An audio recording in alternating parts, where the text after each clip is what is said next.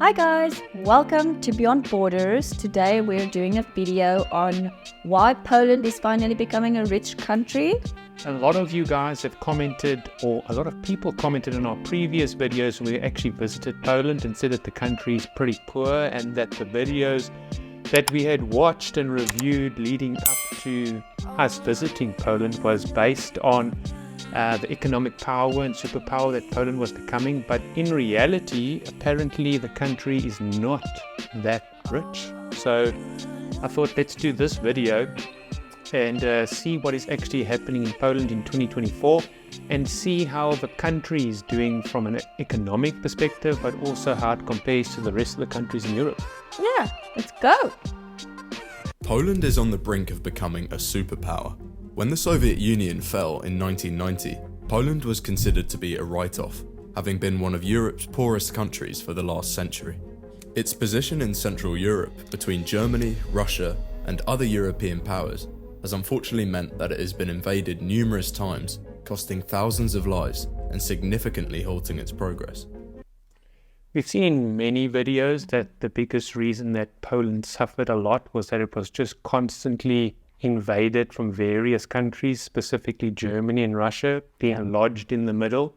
And up until 1990, they were obviously under Soviet rule. And then that's when they became free and independent. And they basically said, to hell with it. We're not going to be controlled anymore. And that's when they started with their pumping money into the military. And that's why, as of today, according to the stats, they have one of the strongest armies in the whole of Europe and in the world, because they've pumped so much money into the economy and into specifically the army, because they do not want to be controlled again, and they want to be able to resist any forces that might try and come and take their place or their land. And the thing is, they were wiped off the map for 123 years. Yeah. So I think that's all the more reason to just pump up a lot of money into your military and get it as strong and equipped as possible to defend yourself, 100%. Like a lot of places, or Poland specifically, doesn't want to be caught in the middle of conflict where they can't defend themselves and they can't defend their land. So I think that is probably one of the biggest economic drivers as to why they're super rich, because when you pump money into your military, there's a lot of other stuff that go with it. Yeah. But this has all started to change. In the last 30 years, Poland's economy has grown more than tenfold, more than any other country in Europe. In this period, Poland has never had a recession. Whilst other countries fell in the 2008 financial crash, Poland just kept growing. This gives it the best track record of any country in Europe, and nearly the whole world. Its citizens, once some of Europe's poorest, are estimated by some measures to become richer than those in the UK by as soon as 2030. I had read that the Poland GDP is like one of the best in Europe, and also that they were going to accelerate and overtake the UK's economy in the next 5-10 years. Yes, that is incredible. Well, I think a lot of Polish people left just after the communist wall came down, and a lot of them fled to the UK and the US and all over the world. A lot of people that watch these videos are actually not from Poland, but they are actually people that have left the country in seek of a better life overseas.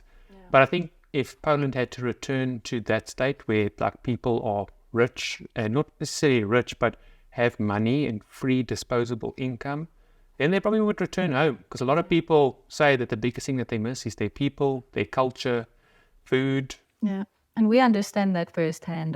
If South Africa was just, if they fixed their issues and, I'm not going to go into South Africa's problems, but if it was just fixed and it was working, we wouldn't live anywhere else. We would want to go back home. It's our place. There wouldn't be a reason. Yeah, there would be no reason to leave. So I understand that 100%. Poland's economy is not the only thing that's been growing. Keen to avoid any repeats of history, the country has spent the last 2 decades building its military. See? Military. And it now has the largest army in the European Union. After joining NATO in 1999, it has been one of the few members to consistently meet and go beyond its defence spending requirements of 2%.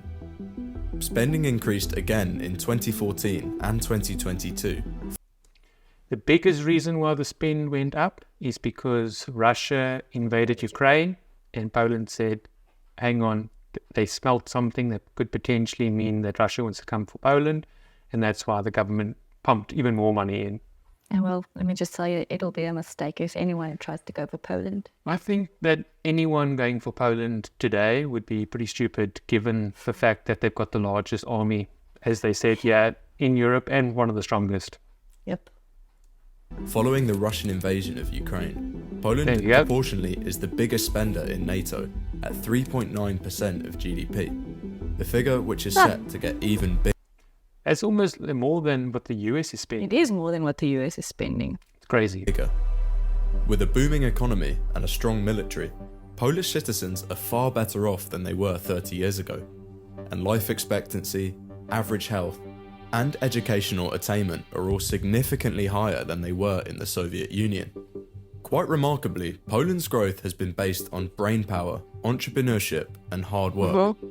This is something we hear over and over and over again, that Polish people are super clever.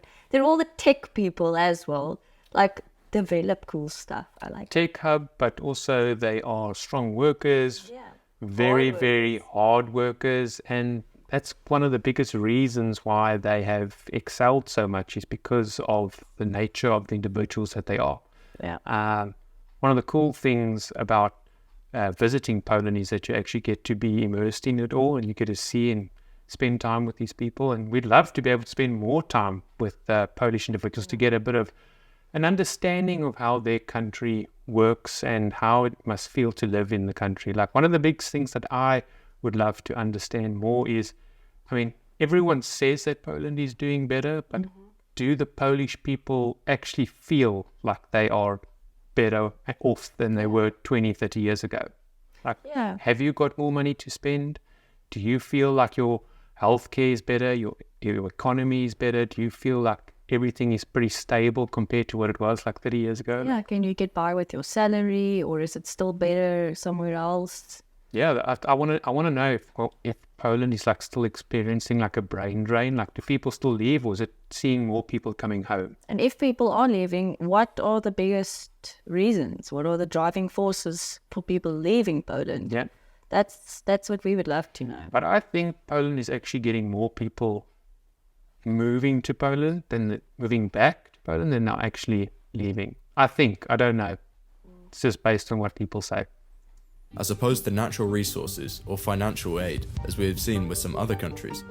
However, what is perhaps more impressive is that they have avoided the traps of some other former Soviet states. When Russia and other nations were carved up after the Soviet Union, many state-owned enterprises were sold for pennies on the dollar, meaning wealth has been concentrated in the hands of a few very wealthy individuals. But not in Poland. The country has come out of its economic boom as an equal country, with a strong democracy and institutions to serve it for the future. So how did a country which has been poor for centuries suddenly prosper? This is the story of Poland. For many years, Poland was a bitterly poor nation. Its location in the heart of Central Europe has dictated much of its modern history, having been invaded multiple times by neighbouring powers Russia, Prussia, and Austria. By the end of the 18th century, Poland had been completely partitioned, disappearing from the map of Europe, only to re-emerge as an independent country after World War I in 1918. I think we've seen pretty much all the history of Poland, and I don't think there's anything that we don't know about Poland. I promise you I could write an exam on it now. Like, we've got so many history videos of Poland. Like, I don't think that there's anything new that would surprise us. Like, so if you enjoy like the history of Poland, you want to go learn a bit more about it, like, you can check a couple of the videos that we've done in the past on Poland and its history. It remained a largely agrarian-based economy, relying on livestock and crop production. Despite several attempts to modernise, by the 1930s, Poland's economy remained underdeveloped compared to other European powers, making it extremely vulnerable and a large contributor to its rapid defeat in the early stages of World War II, thus beginning a 50-year period of occupation. Following the end of World War II, the country was in tatters, having served as a battleground for German and Russian forces. Poland now found itself absorbed within the Soviet Eastern Bloc, becoming a satellite state. In the 40 years that followed, similar to other satellite states, Poland was essentially used to service the Soviet Union, and its economy reflected this. Poland was run as a command economy, where the government controlled everything that was produced. I still find it super unfair of how at a disadvantage they were compared to other countries, because for so many years they had to send their resources abroad to other countries, and also they had such a major impact from a population perspective of people being killed during World War II and also being super suppressed and not being able to grow. Imagine if they didn't have all of those negative setbacks, how far in advance they would be today. That's the unfortunate part, right? As well as its price and its level of output. Independent businesses were pretty much non-existent, and the Polish leaders ran the economy based on whatever the Soviet Union leadership told it to do. This period was defined by deep isolationist policies, stagnation, and generally a poor quality of life for its citizens. Focus was placed on heavy industry to fuel the growth of the Soviet Union's many different aims. In Poland, some of its largest industries were in steel manufacturing and coal production. Whilst these produced some growth for the country, they often came at the expense of consumer goods. The demands of the population had very little influence over what was produced. This meant that items that were commonplace in the West, like refrigerators or televisions, were deemed to be a luxury in Poland.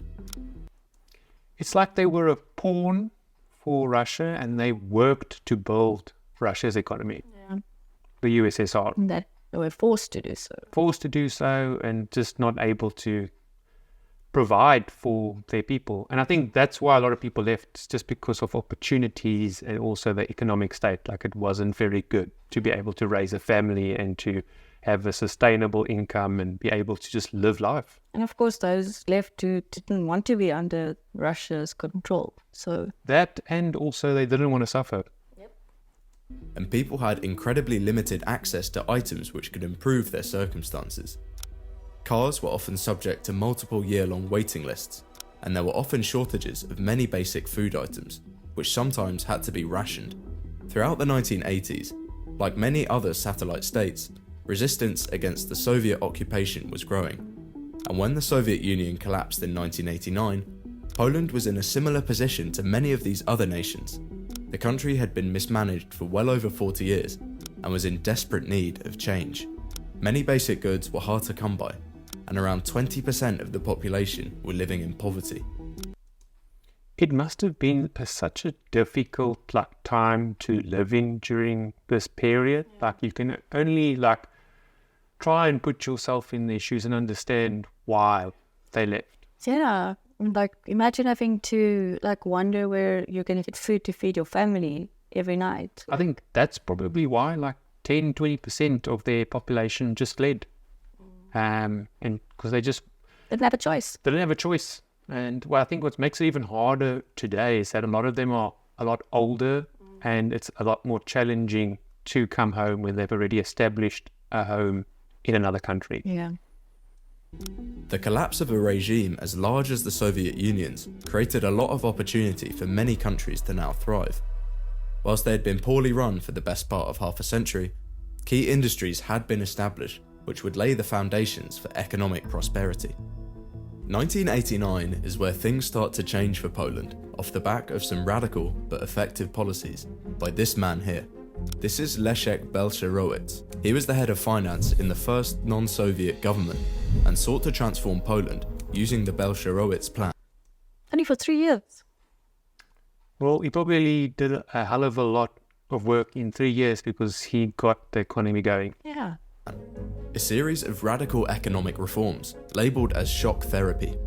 You may recognise this term as it's what Javier Milei in Argentina labelled his own set of radical economic reforms, and it's been used in other countries across the world with mixed results. In Poland, its main aims were simple: to change its economy from being state-controlled to a market-oriented economy. Keeping in line with the shock therapy, many large economic changes were made very quickly. Subsidies which had been provided for years to inefficient and costly industries like shipbuilding and mining were removed almost overnight, as were price controls on many products, which had kept goods artificially cheap. This sent the price of many basic goods spiralling, and the initial... Check it, there is pigs in the boot of a car. I wonder if they're alive or if they now are being traded like livestock.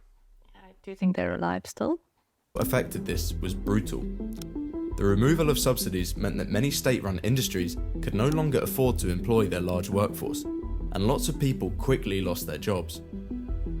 In the years following these reforms, unemployment spiked. Alongside this, people's day-to-day cost of basic items had also massively increased. In the 2 years that followed, Poland experienced a brief but severe period of hyperinflation. Coal used to heat homes was now 600. So it's actually crazy because if you look at that, it spiked like inflation and unemployment, but they managed to somehow stabilize it.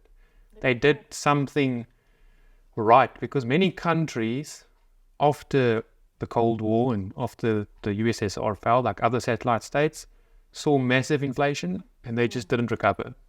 But Poland did something About 600%. that managed to stabilize it. Most countries after like this type of period, they just don't recover and they just stay in that state. But Poland was the only satellite state that was able to turn it around and go from a decline to an incline. Impressive. 600% more expensive, and electricity Change. 400% more than before. These changes, while sudden, were not. I'd actually like to know, like, between what period, like between what years did the most people leave Poland? Was it post World War II? Was it before the Cold War came to an end? Was it just after the Cold War came to an end? Like, what period did Poland see the majority of people flee? Like, that would be pretty interesting to see. were not entirely unjustified, and were part of a much larger vision for Poland. And after a sharp recession between 1990 and 1991, Poland started to grow again.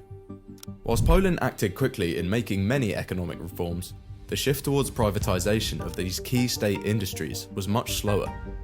This made corruption much harder, and is a large reason why Poland is one of the only former Soviet states that isn't dominated by oligarchs. The transition towards privatization was accompanied by the establishment of legal and institutional frameworks necessary for long-term economic growth.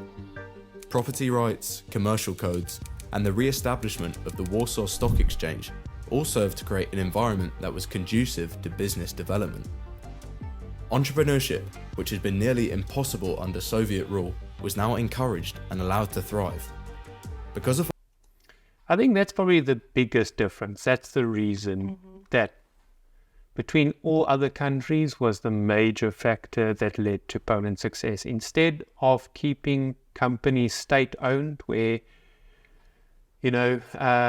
people can steal, corruption can go on because it's not private. Not saying that privatization doesn't have corruption, but when there's a lot more people involved and you allow for entrepreneurship, that's when you see stuff starting to change. Like capitalism is, from that aspect, leads to a lot of growth. And I think that's probably the reason why, because the other countries, they kind of kept that communist feel, kept everything state-owned.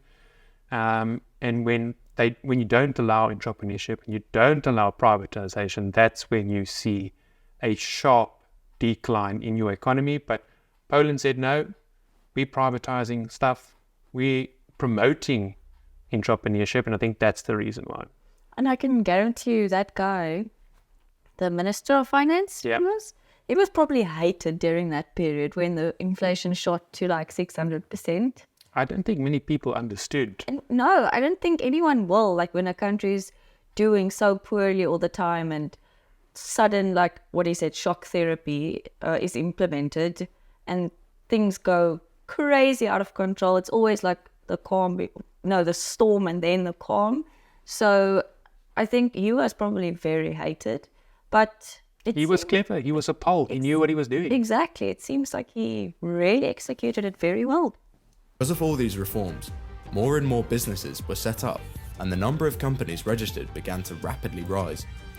Gone were the Slow but steady transition. Like The initial shock, and then all of a sudden it just started going. switched. He made the difficult changes, and in the long term, Poland like really reaped the rewards of They those. flourished. Yeah. were the economies of shortage, and now many small and medium-sized businesses could be set up to produce a wide variety of goods and services that consumers wanted. Poland's economic boom also coincided nicely with the country's favourable demographics. In 1990, most of Poland's population were either already in the workforce or were due to come into the workforce in the next 10 years. Its large and cheap workforce, alongside its economic liberalisation to become a more efficient economy, made it the perfect destination for foreign direct investment. One thing that I had seen, and also I hear a lot about in Europe, is that Poland, even to this day, has managed to retain their workforce, and they haven't really relied on international like refugees and migrants to run their staffing and run their factories for them, whereas other European countries, Germany, France, the UK, they've literally relied on people and refugees from other countries to basically do the hard work, like the hard labor. And whereas Poland, on the other hand, has somehow managed to keep its people and retain those skills, and they are still in the workforce today, which is very interesting. That is very, very interesting, yeah. These flows quickly rose to around 5% of Poland's GDP by the end of the 1990s. Many companies, ranging from auto manufacturing to American tech giants, moved their operations to Poland to take advantage of its work. Which big companies are currently there that we know of? I don't know exactly now, but I do know that a lot of the tech companies have all got like headquarters and big offices in Warsaw. So I don't know the exact. I can't remember the names, but it's famous ones. It's like Apple? Is Apple not? No, I think one of the biggest ones is like Ubisoft, because they do like gaming and software development. But there's probably a lot. Someone could probably in this video comment down one of the big companies there, but there are a few. Workforce. This allowed Poland to continue growing at a fast pace throughout the 1990s and early 2000s. And membership of the EU in 2004 further boosted Poland's growth. At the time, it was one of the EU's poorest members. Poland became the beneficiary of a flood of EU structural funds, in some sense the equivalent of the post-war reconstruction money that it missed out on because of the onset of the Cold War. That's one thing that I'd also had read on, is that due to Poland joining the EU, they capitalized on a lot of like investments of the European Union. Like they strategically tapped into a lot of money, which also helped them fund. It's just a series of good decisions. Like, please, can someone just go to South Africa and speak to those people a little bit? Tell them, do some good decisions, make some good decisions. Like, we miss home. Yeah. We'd love to go back and see our country thrive, South Africa needs some Poles to go give a bit of shock treatment. I think Cyril's on X. You could just maybe go tweet him. Someone tweeted. Cyril is our president. Cyril Ramaphosa. Cold War. Access to the EU single market also vastly improved Poland's trading opportunities. As a result of this growth and EU membership, GDP at purchasing power parity is now 80% of the EU average, compared to just 39% in 1990. Following this miracle period of economic growth, investment from foreign companies has continued to be a crucial source of growth for Poland, employing thousands of workers in key industries. But in many ways, this is a double-edged sword. The role of foreign investment has undoubtedly provided benefit by creating jobs and contributing to the skill development necessary for growth. However, Poland's booming economy has led many to believe it will fall victim to a problem known as the middle income trap. This is a situation where Poland's economy has become the beneficiary of lots of investment, due to its large, cheap labour force. But as its economies continue to grow, workers will be paid more and more, gradually eroding its price competitive labour advantage, and therefore making it a less attractive place to invest. I think that is probably why still a lot of people say Poland is poor, is because their workforce is so big, their blue-collar labor, and the salaries aren't very large. Like there's a very few handful of individuals in Poland that actually have a lot of money. Like majority of the people are all just middle class, steady income. Not even middle class, I'd say like just not surviving, but they haven't got a lot of money to do a lot of other things. Yeah. For Poland, this becomes an issue. 40% of Polish industries are owned by foreigners, and it has not yet established many major companies domestically which can provide the same level of employment and development opportunities as multinationals. Thus, it will be caught in the middle income status, as it's heavily reliant on relatively cheap labour to keep up the flows of foreign investment. It still remains unclear how Poland will continue from this point. On the one hand, it doesn't have many large domestic companies to provide growth. But on the other hand, Poland has developed an increasingly educated workforce, serving as a hub for engineering graduates, whilst also being one of the hardest working countries within Europe, with levels of productivity higher than France, Germany, and even the United States. See, that's exactly what I said. They've managed to not only have a very, very good and large workforce of people that they've retained, Polish people, but they're also super skilled. They've all studied, they're intelligent, and they are able to have a workforce that is actually capable of doing some pretty significant things, and it's very evident. It's impressive. And that is probably why a lot of companies love Poland and establishing there, because number one, the workforce is skilled, it's relatively cheap. Hard workers. And they're really hard workers. So, I mean, what... You know, a lot of people, and it's something that we've read in the comments numerous times, is how bad the salaries are in Poland. So it might be a great benefit for like the rest of the world to come and invest in Poland and then have lots of cheap labor. But I think that needs to change. Like, probably people that are working the hardest, which are the Poles, should reap the rewards themselves. Exactly. Like, you don't want to, at the end of the day, have to leave to a neighboring country because the salaries double for the same job.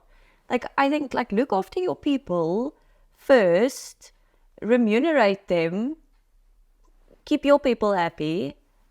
I think that's an important part. Like, I think, unfortunately, you need money. I think Poland has reached a stage now where they're pretty stable, and they should probably focus on, you know, standardizing pretty good salaries so that they can retain those very highly skilled individuals and make people want to stay. Exactly. You don't want to, like, be so tempted to leave all the time because a neighboring country, like I said, can offer you 3 times the salary for the job. Like, look after your people. You don't want to, I don't like how it's seen as, like, cheap labor. So let's just buy in there and own some company there and we'll just save a lot of money because it's cheap labor. I think it's silly. It's probably why a lot of people from the rest of Europe visit Poland as well, because it's pretty cheap to visit it. Because if you got a lot more money from a higher salary in another country in Europe, then you probably have got more money to spend on stuff that are a lot cheaper in Poland because people haven't got that money. I think it's a very undervalued currency. Probably. And it's probably going to pick up as the years go by. Like, we should see it pick up significantly. It would be interesting to see. But I know there's a lot of political stuff happening in Poland at the moment, which we're not going to get into on this channel. But yeah, I don't know what is currently happening there. I think there's politics everywhere, so... Economic theory would suggest that over time, this would lead to the development of more Polish-owned businesses to propel the country forward, but this is something which is still not fully materialised. Either way, foreign investment is still likely to keep flowing to Poland for many years to come, both due to its increasing trend of nearshoring and its extremely productive workforce. Poland has not been solely focused on its economy, and has also committed large amounts of money to quickly build its military, pushing it towards superpower status. Since joining NATO in 1999, Poland has prioritized strengthening its military capabilities, modernizing its armed forces, and forming strategic alliances with the United States and South Korea for arms provisions, purchasing supplies of tanks, fighter jets, and other advanced military equipment hand over fist. This isn't just blind paranoia, and Poland has good reason to be concerned. Given its central location and its previous history, the country is more aware than most of the threat of foreign military movements. Poland has consistently been one of the highest military spenders in NATO. I don't think that Russia will just attack Poland today. I think Ukraine didn't necessarily have as strong of an army as Poland did, and that's what made it a lot more easier for the Russia today, be able to infiltrate there and try and, take over. But I don't think that Poland is in that similar position. They've spent a lot of money not only on forces. You don't think they're in that similar position? Yeah, I don't think We know they're not in that position. we probably do. We probably know they're not in that same position. Have you been watching the video? I have, but people still say though like that won't stop Russia. But I don't know. Yes, it will. I think it will. I don't think you'd want to mess with Poland today. They'd probably mess you up. Yes. But following the Russian invasion of Ukraine, this was again revised upwards, as they look to spend an estimated 5% of their GDP on defence within a few years, and continue to grow their military to become the most advanced and powerful in Europe. Given all the optimism within Europe about the future of Poland as a new global superpower, it's worth noting that there are still some potential threats to the country that could block its rise. Like many other European nations, there are concerns around the country's demographics. Not just its gradually ageing population, but also the outflow of skilled workers to other European countries. Brain drain has been a real issue for Poland, and in the last 2 decades, millions of their most talented workers have left the country to seek employment in wealthier nations, depriving their own economy. They're probably going to have to make that switch What I say. sooner than later, otherwise they're probably going to hit a decline. You don't want to get to a point where you have to import people from everywhere else just to come and do the jobs because there's no youth or young people left to do it, like 100%. Like, pay them what they deserve. But keep your population happy. yeah. However, we have seen signs that this trend is starting to reverse, as thousands of Polish nationals are coming back every year to work and set up their lives back home to take advantage of the growing job opportunities, testament to the country's successful development. What is perhaps more of a risk is the threat that Poland will still remain a middle-income country, facing all the challenges that go with it. Whilst new technology centres and jobs are being created every year within Poland, these are usually funded by large multinational corporations from abroad. Low spending on research and development, around 1.5%, has meant that very few large Polish companies exist, and the nation is still reliant on these foreign giants as sources of employment.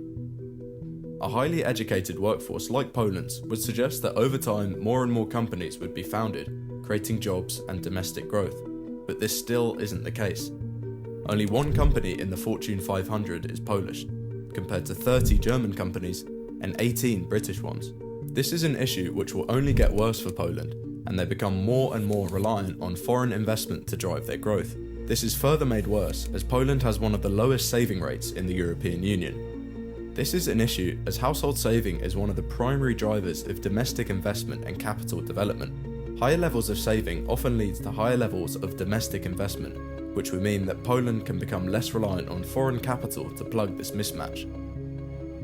Poland's path to becoming a true economic superpower, while certainly in a better position than it was 30 years ago, still faces a number of challenges. Its ability to develop domestic growth and push past the status of a middle-income nation will perhaps be the most important factor in determining its success. But the threat of Russian aggression from the east, as well as its own domestic political troubles, could also spell challenges for the country.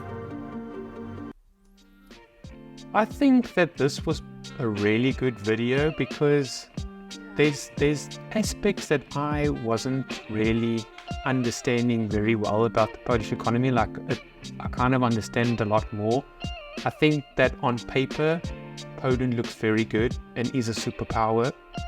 But in reality, from a domestic point of view, like your average household, a lot of people are still suffering. Not suffering, but are unable to earn a very good income to be able to have a lot more freedom to do what they want in their life. Like, opportunities are probably still limited, and opportunities abroad are more, lucrative, more attractive because of the higher income. So it's a very weird situation that Poland is in it. But I mean, look at where they were 30 years ago. Like, you can't expect miracles overnight. It takes time to rebuild from basically nothing. So I would love to see where Poland will be in the next 10, 20 years. It will be, I think we will be having a completely different conversation. I think Poland is probably at the brink of where they need to take that next step, and it needs to happen in the next couple of years if they want to continue this path of success. But let us know what you think in the comments down below.